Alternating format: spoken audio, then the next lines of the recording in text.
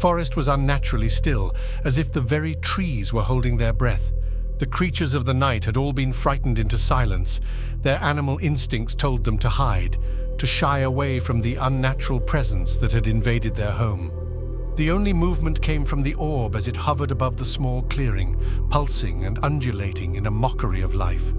It appeared semi-solid, with a translucent jelly-like exterior that reflected the moonlight in viscous highlights. The surface rippled and flowed, folding in on itself before bulging back outwards.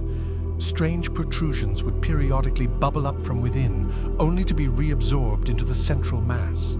The orb seemed to throb with alien vitality, slowly expanding and contracting in an eerie rhythm.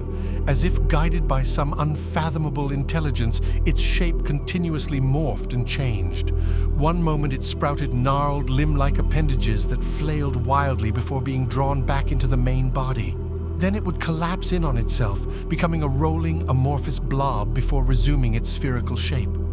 No earthly organism could behave in such a way. This was something unnatural, something that defied the sane laws of physics and biology.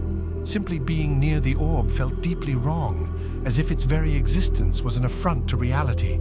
The forest creatures sensed this on an instinctual level. All around the clearing, animals shivered in their burrows and nests, terrified by the alien presence permeating the night. The orb had no discernible features or markings, just a seamless, flowing membrane. But it radiated a palpable sense of intelligence and purpose.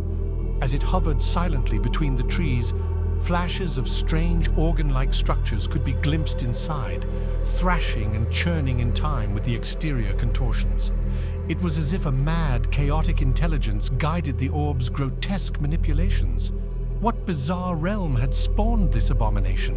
What unknowable agenda did it serve? Such questions were meaningless in the face of the orb's utter wrongness. It hovered like the physical manifestation of dread, a nightmare intruder infiltrating nature's sanctuary. The trees themselves seemed to curve away from that area of the woods now, their branches twisting as if trying to point others away from the lurking horror. The surrounding animals cowered, their minds recoiling from even the idea of this metaphysical terror roaming their forest home. But the orb drifted on unfazed, excreting panic and revulsion in its wake. As the night wore on, the orb churned through more frenetic gyrations, writhing and bubbling as if building towards some unholy crescendo. Foul fluids oozed from temporary pores, vaporizing before hitting the ground. Deranged murmurs echoed from within, resonating through the woods.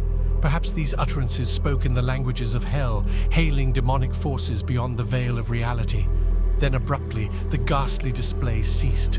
The orb contracted, becoming perfectly smooth and symmetric. Its wild energy spent, it now floated placidly above the clearing, emitting an aura of satisfaction, as if reveling in the fear and chaos it had sown. Finally, as the first rays of dawn peeked through the trees, the orb began to ascend. Bobbing silently up through the leafy canopy, it hovered momentarily in midair. For an instant, it seemed to regard the entire forest, a reminder that it could return again whenever night called it forth. Then the orb blinked out of view, vanishing to whatever unholy domain had spawned its alien evil. The forest remained haunted. The astral wound left by the orb's intrusion would not easily heal.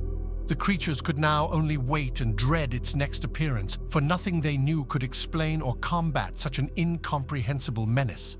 The world they thought they understood had been irrevocably tainted, stripped of its last shreds of innocence by the arrival of this inexplicable horror. Where once there was only peace and life, now there was fear of the dark.